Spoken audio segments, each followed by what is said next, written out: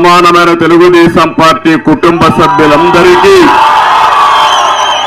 జనసేన నాయకులకు, కార్యకర్తలందరికీ, అన్ని పంచాయతీల్లో పార్టీ అధ్యక్షులు, యూనిట్ ఇన్ఛార్జీలు, అదే మరిగా కుటుంబ సాధికార సారథులు, నేను ఎప్పుడొచ్చినా నాకు అఖండ స్వాగతం పలుకుతున్నటువంటి గుడిపల్లి సోదరి సోదరులందరికీ, ప్రత్యేకంగా మా తెలుగింటి ఆడపడుచులకి, ఇంకో పక్క మా తమ్ముళ్ళు యువత చూస్తున్నా ఎప్పుడెప్పుడా అని ఎదురు చూస్తున్నారు యువత అయితే. అలాంటి నా యువ కిషోరాలకి, చిన్న పిల్లలు కూడా చూస్తున్నా, ఆ పిల్లలు కూడా మా భవిష్యత్తు నీదేనని చెప్పి నా వంక చూస్తున్నారు. అలాంటి చిన్నారులకి, పత్రికా విలేకరులకు అందరికీ నమస్కారాలు, అభినందనలు, శుభాభినందనలు. నేను ఎప్పుడు గుడిపల్లికి వచ్చినా నన్ను చాలా ఆత్మీయుడిగా, మీ ఇంటి సభ్యుడిగా చూసుకుని నన్ను ఆదరిస్తూనే ఉన్నారు. 35 సంవత్సరాలుగా గౌరవించారు. మళ్లీ రేపు ఎన్నికలకు వస్తా ఉంటే మీరు ఏమాత్రం భయపడవలసిన అవసరం లేదు. మేము మీ వెంటేనని మరొక్కసారి మీరందరూ కూడా స్వాగతం పలికే పరిస్థితికి వచ్చారు. నేను ఎప్పుడూ మర్చిపోలేను. ఇప్పటికి 35 ఏళ్ళు అయింది. మళ్లీ ఎలక్షన్కి వస్తున్నాం. నేను ఎప్పుడూ చెప్పాను, నాకు కుప్పం నా సొంత గ్రామం లాంటిది, నా సొంత కుటుంబం లాంటిది. అందులో గుడిపల్లి ఎప్పుడు కూడా దీనికి గుండెకాయ లాంటిది. ఒకప్పుడు 90%, 95% ఓట్లన్నీ మనకే పడేటివి. ఇప్పుడు కూడా నాకేమాత్రం అనుమానం లేదు, రేపు జరిగే ఎన్నికల్లో 1,00,000 ఓట్ల మెజారిటీ లక్ష్యంగా మనం ముందుకు పోతున్నాం. ఆ 1,00,000 ఓట్ల మెజారిటీ రావాలంటే గుండెకాయ లాంటి గుడిపల్లిలో మొత్తం ఓట్లు మనకే పడాలి. ఈరోజు నేను వచ్చింది నేనేదో ముఖ్యమంత్రి కావడానికి కాదు, మళ్ళీ కుప్పం ఎమ్మెల్యే అనిపించుకోవడానికి కాదు. ఒకటే నేను మిమ్మల్ని అందరినీ కోరుతున్నా, 5 సంవత్సరాలు పరిపాలన మీరు చూశారు, తెలుగుదేశం పార్టీ పాలన మీరు చూశారు. నాలాంటి వాడికి మాజీ ముఖ్యమంత్రిని రాష్ట్రంలో అందరికంటే ఎక్కువ సమయం నేనే ముఖ్యమంత్రి మీ అందరి దయ వల్ల. కుప్పం గర్వపడే విధంగా మీరు నన్ను ఎంపిక చేసుకున్నారు. సమైక్య ఆంధ్రప్రదేశ్ నాదే రికార్డు. మళ్ళీ ఇప్పుడు కూడా అపోజిషన్ లీడర్గా, ముఖ్యమంత్రిగా ఇక్కడ కూడా నవ్య ఆంధ్రప్రదేశ్ లో ఉన్నాం. కానీ ఒక్క విషయం మీరు గుర్తుపెట్టుకోండి, నాలాంటి వాడికి రక్షణ లేదంటే తమ్ముళ్ళు మీరు ఒక లెక్క అని మిమ్మల్ని అడుగుతున్నా. ఏంటి అరాచకం, ఏంటి ఈ యొక్క నియంతృత్వం, ఏంటి అహంకారం అని అడుగుతున్నా. మిమ్మల్ని ఇంత అహంకారం పనికొస్తుందా తమ్ముళ్ళు అని మిమ్మల్ని అడుగుతున్నా. దారిలో వస్తా అంటున్నాడు, సార్ కుప్పంలో కూడా రౌడీజం పెరిగిపోయింది సార్, మీరే చూసుకోవాలంటున్నారు. ఒకటే చెప్తున్నా, వైఎస్ఆర్ కాంగ్రెస్ పార్టీ సినిమా అయిపోయింది. 100 రోజులే. ఇప్పటికే 100 కంటే ఎక్కువ తప్పులు చేశారు. మిడిసి పడద్దండి. ఒకటే చెప్తున్నాం, మీరు చేసిన అవినీతి కక్కిస్తా, అరాచకాలను అణిచివేస్తా, పిచ్చి పిచ్చిగా ఉంటే ప్రజాస్వామ్యం ఏంటో చేసి చూపిస్తారని మరొక్కసారి మీ అందరికీ హామీ ఇస్తున్నా.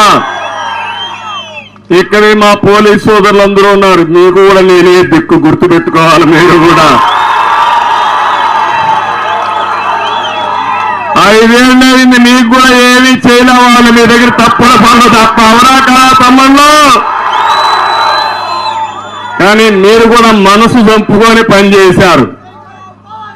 కానీ నేను ఒకటే అంటున్నా, మీ పిల్లలు రాష్ట్రంలో ఉండే ప్రజలకు న్యాయం జరగాలంటే పోలీసు వ్యవస్థ కూడా మారాలి కాదు, ప్రజాస్వామ్యాన్ని కాపాడడానికి మీరు ముందుకు రావాలి. రాకపోతే మిమ్మల్ని కూడా ఒకరిద్దరు ఉంటే వాళ్ళ దగ్గర కూడా ప్రజాస్వామ్య పద్ధతి ప్రకారం పని చేయించే బాధ్యత తీసుకుంటే అయిపోయింది ఈ ప్రభుత్వం పని. ఇప్పటికే ఎన్నికల కమిషన్ కూడా ఆపరేషన్లోకి వచ్చేసింది, గుర్తుపెట్టుకోండి. మీరు ఇంకా ఎన్నికల కమిషన్ కింద పనిచేస్తున్నారు తప్ప ఈ సైకో ముఖ్యమంత్రి కింద పనిచేయడం లేదు. మీరు ఆ విషయం మీరు గుర్తుపెట్టుకోవాలి. ఎందుకు నేను ఈ విషయం ఆడుతున్నానంటే ఈ కుప్పంలో 30 సంవత్సరాలు రాకమునుపు నేను వచ్చినప్పుడు మొదటి రోజుల్లో ఆ రోజు అందరూ అనేవాళ్ళు చాలా వెనుకబడిన నియోజకవర్గం. నేను నిలబడాలంటే ఎక్కడ నిలబడేవాడిని, కానీ ఒకటే ఆలోచించా, ఒక వెనుకబడిన నియోజకవర్గం, పేదలుండే నియోజకవర్గాన్ని ఎంపిక చేసుకుని మీ జీవితాల్లో వెలుగు తేగలిగితే అదే నాకు తృప్తి అనే ఉద్దేశంతో నేను ఇక్కడికి వచ్చా. ఒక్కసారి మీరందరం మనస్సాక్షిగా ఆలోచించండి. మన ప్రభుత్వం ఉన్నప్పుడు అభివృద్ధి కార్యక్రమాలు చేశాం.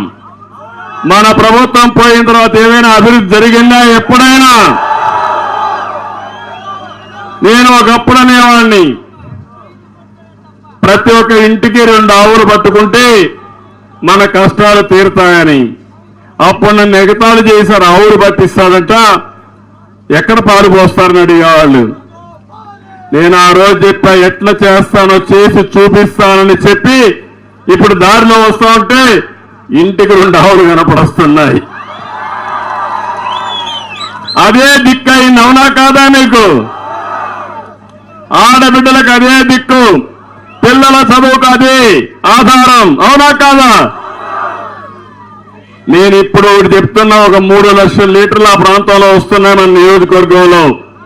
తొందరలో మళ్ళా మనం అధికారంలోకి వస్తానే ఎవరికి ఎన్ని ఆవులు కావాలన్నా పట్టించి 10 లక్షల లీటర్లు ఉత్పత్తి చేసే కెపాసిటీ కుప్పంలో వేస్తాం.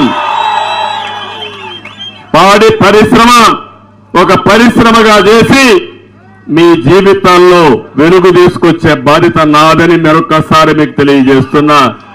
అది ఒకటే కాదు, నేను ఒకటే మీ అందరినీ కోరుతున్నాను. ఈరోజు ఇప్పుడే దారిలో వస్తా ఉంటే చూశాను, మన వాళ్ళు కూడా చాలా బాగా చేశారు. బాబు షూరిటీ బంగారు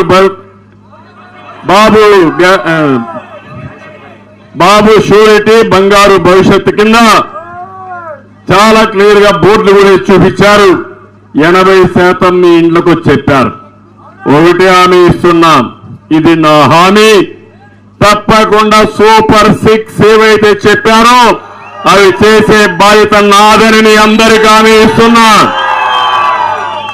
నా అభివృద్ధికి ప్రధాన కారకులు మా ఆడబిడ్డలు, ప్రధాన సారథులు మీరంతా. అందుకే మీ అందరికీ కూడా మహాలక్ష్మి కింద నేను చెప్పాను, ఎంతమంది పిల్లలుంటే అంతమందికి 15,000 రూపాయలు ఇస్తానని చాలా స్పష్టంగా చెప్పాను. ధరలు విపరీతంగా పెరిగిపోయినాయి. అందుకే చెప్పాను, నేనే దీపం పెట్టాను, గ్యాస్ సిలిండర్లు ఇచ్చాను, మళ్ళా 3 గ్యాస్ సిలిండర్లు ఉచితంగా ఇస్తానని చాలా స్పష్టంగా మీకు హామీ ఇచ్చాను. మూడవది, ప్రతి ఒక్క ఆడబిడ్డ మీకు ఆదాయం కోసం నెలకు 15,000 రూపాయలు నేను ఉచితంగా మీ అకౌంట్లో డబ్బులు వేసే బాధ్యత తీసుకుంటా. ఎంతమంది ఉంటే అంతమందికి ఇస్తా. 2 ఉంటే 2, 3 ఉంటే 3 కూడా ఆంక్షలు లేకుండా అందరికి ఇచ్చే బాధ్యత తెలుగుదేశం పార్టీదని మా ఆడబిడ్డలకు హామీ ఇస్తున్నా. మీరు ఎక్కడన్నా బయట పోవాలంటే గౌరవంగా తిరగడం కోసం ఆర్టీసీ బస్సుల్లో ఉచిత ప్రయాణ సౌకర్యం ఏర్పాటు చేస్తా. ఇది నా గ్యారంటీ. ఇదే కాదు, ఇంకా ఏం చేయబోతానో చేసి చూపిస్తాను. 2 మా తమ్ముళ్ళు మీ అందరికీ ఒకటే చెప్తున్నా, జాబ్ క్యాలెండర్ వచ్చిందా? ఉద్యోగం వచ్చిందా? భవిష్యత్తులో ఉద్యోగాలు వస్తాయా? ఏదైతే డిఎస్సి పెట్టారో నేను అడుగుతున్న, మన నియోజకవర్గంలో వచ్చే ఇండస్ట్రీస్ పారిపోయినాయా లేదా? అభివృద్ధి ఆగిపోయిందా లేదా? ఇక్కడ యువత బెంగళూరుకో లేకపోతే వేరే ప్రాంతాలకు పోయే పరిస్థితి వస్తా ఉంది. మంచి వాతావరణం. నేను అదే ఆలోచించాను. ఆ రోజు కాలేజీలు పెట్టాను, యూనివర్సిటీ నేనే పెట్టాను, ఇంజనీరింగ్ కాలేజ్ నేనే పెట్టాను, మెడికల్ కాలేజ్ నేనే తీసుకొచ్చాను, స్కూల్స్ అన్ని కూడా పెట్టాం. కానీ చదువుకున్న వాళ్ళకు ఉద్యోగాల కోసం ఇండస్ట్రీస్ తేవాలని ప్రణాళికలు తయారు చేసి అన్ని కూడా రాకుండా చేసిన దుర్మార్గులు ఈ వైఎస్ఆర్ కాంగ్రెస్ పార్టీ నాయకులు అని చెప్పి కూడా నేను మీకు తెలియజేస్తున్నా. అందుకే యువతకు ఒకటే హామీ ఇచ్చా, మీకు ఉద్యోగం ఇచ్చేది బాధ్యత నాది, బాబు వస్తేనే. ఆ విషయం మీరు గుర్తుపెట్టుకోవాలి. అందుకనే ఉద్యోగం వచ్చే వరకు నెలకు 3,000 రూపాయలు నిరుద్యోగ భృతి ఇస్తా. నేను అప్పుడు ఇచ్చా, దాన్ని తీసేశారు. రెండోది 20 లక్షల ఉద్యోగాలు 5 సంవత్సరాల్లో మీకు ఇచ్చే బాధ్యత నాదని మరొకసారి మీకు అందరికీ హామీ ఇస్తున్నా. డిఎస్సీలు పెడతాం, ప్రభుత్వ ఉద్యోగులు ఇస్తాం, ఇండస్ట్రీ తెస్తాం, మళ్ళా మీకు న్యాయం చేసే బాధ్యత నాది. నేను ఒకటే చెప్తాను, 18 సంవత్సరాల నుంచి ఉండే యువత మీరు ఇంట్లో పడుకుంటే మార్పు రాదు. ఇప్పుడు నేను చూశాను, దారిలో వస్తా ఉంటే యువత అంతా కూడా ముందుకు వస్తున్నారు. 100 రోజులు నా కోసరం, మీకోసరం పనిచేయండి, మన కోసరం పనిచేయండి, మంచి రోజులు వస్తాయి. యువత చేస్తారా అని అడుగుతున్నా, రోడ్డు మీదకి వస్తారా అని అడుగుతున్నా, ప్రజల్లో మార్పు తీసుకొస్తారని అడుగుతున్నా మిమ్మల్ని. ప్రజల్లో మార్పు తీసుకురండి, మీ జీవితాల్లో వెలుగు చూపించే బాధ్యత తెలుగుదేశం పార్టీ, జనసేన తీసుకుంటామని మరొకసారి హామీ ఇస్తున్నా. ఈరోజే బెంగళూరులో చూశాను, బెంగళూరు తెలుగుదేశం పార్టీ ఫోరం ఒకటి పెట్టుకున్నారు. అంతా ఐటీ చదివిన పిల్లలు, పెద్ద ఎత్తున కొన్ని వేల మంది వచ్చారు. వస్తే నేను అడిగాను, ఇంత అభిమానం ఏంటంటే, మీరు మాకు దారి చూపించారు, మీకు అండగా ఉండడం మా బాధ్యతని. మొత్తం బెంగళూరులో ఉండే యువతంతా ఐటీ ప్రొఫెషనల్స్ వచ్చారంటే అది 20 సంవత్సరాల కంటే ముందు నేను వేసిన విత్తనం ఈరోజు బ్రహ్మాండంగా ముందుకు పైకి వచ్చే పరిస్థితికి వచ్చారు. అందుకే యువతను నేను కోరేది, మీ భవిష్యత్తు మీ చేతుల్లో ఉంది. ఆ రోజు ఒక్క ఛాన్స్ అని అడిగి మీ జీవితాలను నాశనం చేసిన వ్యక్తి మళ్లీ గాని వస్తే ఇంక మీ పనంతా కూడా గంజాయి తిని సాగేసి, లేకుంటే లిక్కర్ తాగేసి, పిక్ పాకెట్లు కొట్టి, లేకుంటే మన దగ్గర ఉండే గ్రెనేట్లు అమ్మేసి, ఆ తర్వాత గ్రెనేట్లే కాదు భూమి ఏదైనా ఉంటే ఆ భూములు కూడా కొట్టేసి దాంట్లో వచ్చేటప్పుడు కూడా తాగేసి దేవుని భూమి కూడా అమ్మేసే పరిస్థితికి వచ్చారు తమ్ముళ్ళు. ఏంటి వీళ్ళ యొక్క కండ కవరం నాకైతే అర్థం కావడం లేదు. అందుకే ఇదే కాకుండా రైతులందరికీ హామీ ఇస్తున్నాం, రైతులకు న్యాయం జరగాలి, రైతే రాజు కావాలి, వ్యవసాయం లాభసాటిగా ఉండాలి. అందుకే నీళ్లు కూడా ఉండాలనే ఉద్దేశంతో నేను అందరి నీవా శ్రీశైలం నుంచి రామకుప్ప వరకు తీసుకొస్తే అక్కడి నుంచి ఇక్కడ తేవడానికి 5 ఏళ్లు పట్టినా వీళ్ళకి చేత కాదు, చెయ్యలేదు. తెస్తారని నమ్మకం మీకుందా? ఉందా మీకు? మళ్ళీ హామీ ఇస్తూ నేను వస్తా. తొలి సంవత్సరమే నీళ్లు తెచ్చే బాధ్యత తెలుగుదేశం పార్టీది. నీళ్లు ఇస్తే భగవంతుడిచ్చిన మంచి క్లైమేట్ ఉంది, బంగారు బండి భూములున్నాయి. మొన్నే ఒక తమ్ముడు చెప్తున్నాడు, ఒక ఊర్లో టమోటా వేస్తే రేటు బాగా వస్తే 5 కోట్ల రూపాయల ఊర్లో ఆదాయం వచ్చిందంటే అది మన రైతాంగం బంగారు పండించే శక్తి ఉంది, తెలివితేటలున్నాయి. తప్పకుండా ప్రతి ఒక్క ఎకరాలో లాభసాటి పంటలు పండించే బాధ్యత నేను తీసుకుంటానని మరొకసారి మీ అందరికీ హామీ ఇస్తున్నా. ఇప్పుడే ఒక ఇల్లు చూశాను నేను, ఆ ఇల్లు చూస్తే ముచ్చటేసింది. వెంకటేష్ గ్రీన్ హౌస్ ముందర ఇల్లుంది, మంచి ఇల్లు కట్టుకున్నాడు, పక్కనే గ్రీన్ హౌస్ పెట్టాడు. ఆ గ్రీన్ హౌస్ కాన్సెప్ట్ నేనే తీసుకొచ్చాను తమ్ముళ్ళు. అది డబ్బులు సంపాదించే మార్గం, సంపద సృష్టించే విధానం. నేను గ్రీన్ హౌస్లు పెడితే ఈ ముఖ్యమంత్రి పనికిరాని ముఖ్యమంత్రి, తెలివితేటలు లేని ముఖ్యమంత్రి విధ్వంసం చేశాడు. నేను అడుగుతున్నా, ఒక్క గ్రీన్ హౌస్ సబ్సిడీ ఇచ్చాడా 5 ఏళ్లలో? ఎక్కడన్నా వచ్చిందా అని మిమ్మల్ని అడుగుతున్నా. ఎక్కడన్నా మైక్రో ఇరిగేషన్ 1 రూపాయి ఇచ్చాడా అని మిమ్మల్ని అడుగుతున్నా. అప్పుడు మల్చింగ్ పేపర్లు కూడా ఇది ఇచ్చాను నేను. అది కూడా ఇచ్చాడా 16,600 రూపాయలు ఒక హెక్టార్కి ఇచ్చా. అది పోయింది. అంటే రైతులు పూర్తిగా దగా చేసే పరిస్థితికి వచ్చారు. మళ్ళీ హామీ ఇస్తున్నా, ఒక ప్రణాళిక తయారు చేస్తా రైతులందరి కోసం. ఒకటి, రైతుల కోసం మీ అందరికీ ఒక్కొక్క రైతుకు 20,000 రూపాయలు ఇచ్చే బాధ్యత తెలుగుదేశం పార్టీ తీసుకుంటాం. ఇది కాకుండా మొత్తం మళ్ళీ ఏ విధంగా ఇవన్నీ చేయాలో చేసి మీ జీవితాల్లో వెలుగొచ్చేట్టుగా చేయాల్సిన బాధ్యత ఉంది. నేను ఆ రోజు మీటర్లు పెట్టకూడదంటే మోటార్లకు మీటర్లు పెట్టి రైతు మెడకు ఉరితాళ్లు వేసే పరిస్థితికి వచ్చారు. మళ్ళీ ఒకటి హామీ ఇస్తున్నా, మీ మోటార్ దగ్గరనే కరెంటు ఉత్పత్తి చేసి తద్వారా మీరు డబ్బులు సంపాదించే మార్గం నేను చూపిస్తానని మీకు అందరికీ హామీ ఇస్తున్నా. మీ ఇంటికి కావాలంటే కరెంటు తీసుకోవచ్చు, మిగిలిన కరెంటు ఉంటే అమ్మచ్చు, తద్వారా మీకు లాభసాటిగా చేసే బాధ్యత నేను తీసుకుంటానని చెప్పి కూడా నేను మీకు తెలియజేసుకుంటున్నాను. ఇది కాకుండా కుప్పం నియోజకవర్గం వెనుకబడిన వర్గాల నియోజకవర్గం, వెనుకబడిన కులాలుండే నియోజకవర్గం. అందుకే హామీ ఇస్తున్నా, ఇది 35 ఏళ్ళ నుంచి ఆదరించారు. మీ రుణం తీర్చుకోవడానికి మీకు ఒక అట్రాసిటీ యాక్ట్ కూడా తీసుకొస్తున్నా. ఎవరైనా సరే బీసీలను అవమానిస్తే, ఎక్కడ అవమానించినా వాళ్ళ పైన చట్టపరంగా చర్యలు తీసుకుంటాం. అంతేకాదు రాబోయే 5 సంవత్సరాల్లో బీసీ రుణం తీర్చుకుంటాం. 140 కులాలున్నాయి. ఎప్పుడో తెలుగుదేశం పార్టీకి కంచుకోట. అందుకే తొందరలోనే జై హో బీసీ అనే కార్యక్రమం పెట్టి ఏం చేయాలో చేసి మీ రుణం తీర్చుకుంటానని ప్రతి ఒక్కరికి హామీ ఇస్తున్నా. ఒకరు కాదు, మన నియోజకవర్గంలో చూస్తే వన్ని కుల క్షత్రియస్ ఉన్నారు, కూరబావు ఉన్నారు, వాల్మీకులు ఉన్నారు, అదే మరిగా ఇంకా మిగిలిన కులాలు గాండ్ల కానీ ఇలాంటి కులాలన్నీ ఉన్నాయి.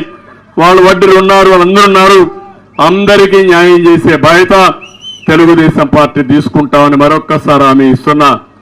రాజకీయంగా ప్రాధాన్యత, సాధికారత కోసం ఒక్కలిగా అందరికీ న్యాయం చేసే బాధ్యత జనాభా దావాషా ప్రకారం, ఆర్థిక ఆదాయం ప్రకారం వారి తలసరి ఆదాయం చూసుకుని ప్రతి ఒక్కరిని పైకి తీసుకొచ్చే బాధ్యత నేను తీసుకుంటానని మీ అందరికీ హామీ ఇస్తున్నా. మీరందరూ ఇంకొక పక్కన చూస్తే రక్షిత మంచినీరు లేకుండా చేశారు. నేనున్నప్పుడు ఎన్టీఆర్ సుజల శ్రమంతి పెట్టి 2 రూపాయలకి 20 లీటర్లు నీళ్లు ఇస్తే నేను ఈ ప్రభుత్వానికి అప్పచెప్తే దాన్ని కూడా సర్వనాశనం చేసి ఈరోజు మొత్తం పుణ్యం కట్టుకునే పరిస్థితికి వచ్చాను. 5 రూపాయలు కూడా నీళ్లు రావడం లేదు. దానిపైన ఎన్టీఆర్ పేరు పెట్టి నేను ఇస్తే వీళ్ళు రంగులు వేసుకొని వీళ్ళ పేర్లు పెట్టుకొని భ్రష్టు పట్టించారని చెప్పి నేను మీకు తెలియజేస్తున్నా. అందుకని నేను ఒకటే మిమ్మల్ని కోరుతున్నాను, మళ్ళీ ఇంటింటికి నీళ్లు ఇస్తా. మా ఆడబిడ్డలకు ఇబ్బంది లేకుండా, ఎక్కడ కూడా నీళ్ల కోసం ఏమాత్రం శ్రమ లేకుండా మీ ఇంటికి నీళ్లు ఇచ్చే బాధ్యత నేను తీసుకుంటానని మీ అందరికీ హామీ ఇస్తున్నాను. ఇవే కాకుండా పేదవారి కోసం కార్యక్రమాలు చేస్తా. ఒకటే గుర్తుపెట్టుకోండి, ఈరోజు మోసపూరిత నవరత్నాలు ఇస్తున్నాడు ఈ పెద్ద మనిషి. ఇచ్చేది 10 రూపాయలు, దోచుకునేది 100 రూపాయలు. మీరందరూ ఒక్కసారి ఆలోచించుకోవాలి. ఇది నేను ఎందుకు ఈ మాట అంటున్నానంటే, ఎప్పుడైనా సరే మీ ఆదాయం పెరగాలి, ఖర్చులు తగ్గాలి. కానీ మీ ఆదాయం తగ్గి ఖర్చులు పెరిగితే ఏ విధంగా మీరు పైకి వస్తారని అడుగుతున్నా. నిత్యావసర వస్తువుల ధరలన్నీ పెరిగాయా లేదా? ఉప్పు దగ్గర నుంచి, పప్పు దగ్గర నుంచి, కూరగాయల దగ్గర నుంచి, బియ్యం దగ్గర నుంచి, చక్కెర దగ్గర నుంచి అన్ని పెరిగాయా లేదా? పెట్రోల్ డీజిల్ పెరిగిందా లేదా? కరెంటు ఛార్జీలు పెరిగాయా లేదా? ఆర్టీసీ రేట్లు పెరిగాయా లేదా? కడాని ఇంటి పన్ను, చెత్త పన్ను కూడా వచ్చిందా లేదా? మరి మీ ఆదాయం ఎంత? నేను 5,000 ఇచ్చా, 10,000 ఇస్తానంటే 10,000 ఇచ్చి ఒక ఆటో డ్రైవర్కి మొత్తం 10 లక్షల మంది ఆటో డ్రైవర్లు ఉంటే 1 లక్ష మందికి ఇచ్చి 10,000 ఇచ్చి 50,000 దోచేస్తున్నాడు. పెట్రోల్ ధర పెంచేయడం, ఫైన్ వేయడం, రోడ్లన్నీ అధ్వానంగా ఉండడం, దీంతో వాళ్ళ ఖర్చులు పెరిగిపోయి ఆటో డ్రైవర్లు కూడా దివాలా తీసే పరిస్థితికి వచ్చారు. నేను అందుకే ఒకటే చెప్తున్నాను, సుపరిపాలన తీసుకొస్తాను, నీ ఖర్చులు తగ్గిస్తాను, నీ ఆదాయం పెంచి